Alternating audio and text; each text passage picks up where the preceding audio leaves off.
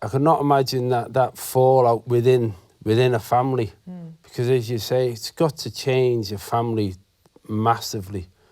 In you know, from a parent's point of view, I mean, the loss of a child from a parent must have been hard for you, Mum and Dad. My parents took a long time to divorce, but they did become a casualty of the 75% of couples who don't make it when they've lost a child, which is extraordinary. God, isn't it? really? 75% of families, couples break up after the loss of a child.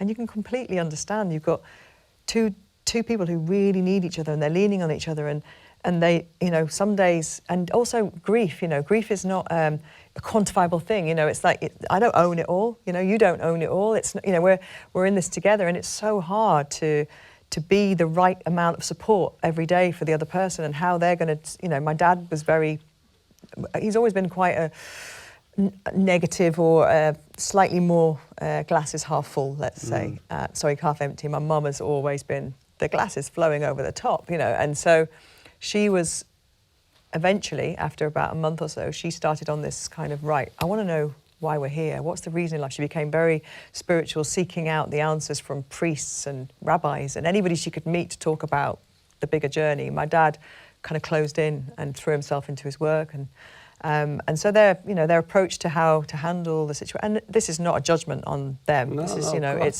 it's what it is. And so my little brother obviously was still at home. I was going off to university, and so I think you just can't say there's a right or a wrong way or the best way, or it's the way. And I remember the morning after he died. Do you remember a player called Jimmy Lumsden? And he coached at Everton with David Moyes, and he was a good mate of my dad's from Leeds.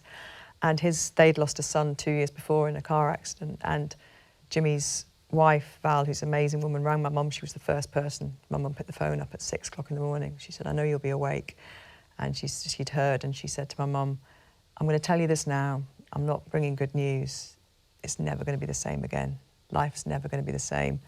But you will learn to love again, and you will learn to find happiness. And that was such a powerful thing for my mum to hear, because don't sugarcoat it, you know, this is not ever going to feel right. She said, it's like you've lost a limb, and if somebody lost a limb in a car accident or in an accident, they learn to use their body in a different way. And she said, your family's lost a limb, and it will learn to operate in a different way.